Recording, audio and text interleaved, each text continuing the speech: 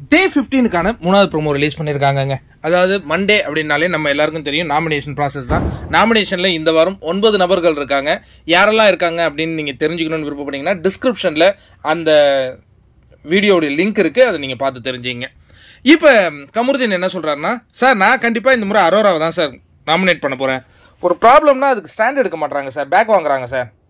ஆனால் கொடுமை பாருங்கள், போன வாரம் அரோரா பிக் பாஸ் வீட்டுக்கு வராங்க அப்படின்ன உடனே நானும் வருகிறேன் அப்படின்னு வந்த கமருதீன், இதான் வாழ்க்கை.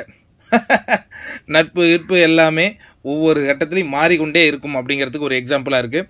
அதுக்கு அடுத்தது நம்ம துஷார் யாரை சொல்கிறாருன்னா, ஆதிரையை சொல்கிறேன் சார், பொண்ணு ஒன்றும் பொறுப்பாகவே இல்லை அப்படிங்கிற மாதிரி. இவர் வாட்டர்மெலன் ரம்யாஜோ சார், ரம்யாஜோ பிரச்சனை பண்ணினே இருக்கு சார், அது சரிப்படாது சார் அப்படிங்கிறாரு.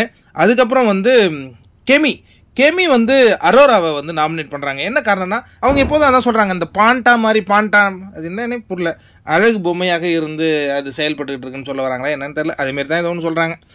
அதுக்கு அடுத்ததாக பார்த்தீங்கன்னா இவர் வர்றார், யார், பிரவீன்ராஜ். அவரும் பார்த்தீங்கன்னா ரம்யாஜோவை தான் நாமினேட் பண்ணுறாரு. என்ன காரணம்னா, அவங்க ஒரு பம்பரம் மாதிரி ஏதோ இங்கேயும் அங்கேயும் ஒரு மாதிரி ரிங்கராட்டனம் வருது சார், செட் ஆகாது சார், அதனால் அவங்களெலாம் கொஞ்சம் அனுப்பிச்சிருங்க அப்படிங்கிற மாதிரி ரிக்வஸ்ட் பண்ணிட்டு இருக்காரு பிக் பாஸ் கிட்ட நாமினேட் பண்ணி. இந்த மாதிரி பல காட்சிகள் வருது. மொத்தம் 9 நபர்கள் நாமினேட் ஆகிறாங்க. யாருன்னு இதில் சொல்லுவோம். அப்புறம் லிங்க்கில் ஒரு வீடியோ வைக்கிறேன், நீங்கள் நான் அது வைக்கிறேன், அதுவும் பார்ப்பாங்கல்ல, அது அந்த ஸ்க்ரீனோட பார்ப்பாங்க. சரி,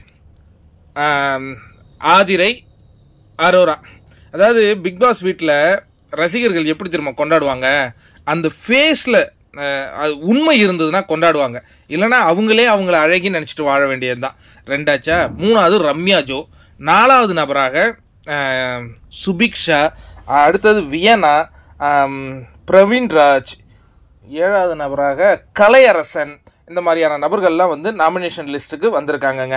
அதுக்கு அடுத்ததாக நீங்கள் பார்த்தீங்கன்னா கேப்டன் ஆகிய கனியை நாமினேட் பண்ண முடியாது. இந்த விக்ரமெல்லாம் இன்னும் நாமினேஷனுக்கே வராது, எனக்கு ஒரு பெரிய ஆச்சரியத்தை தருது. கமருதீன் நாமினேஷன் ஃப்ரீ பாஸ் வாங்கினதுனால கமருதீனை நாமினேட் பண்ண முடியாது.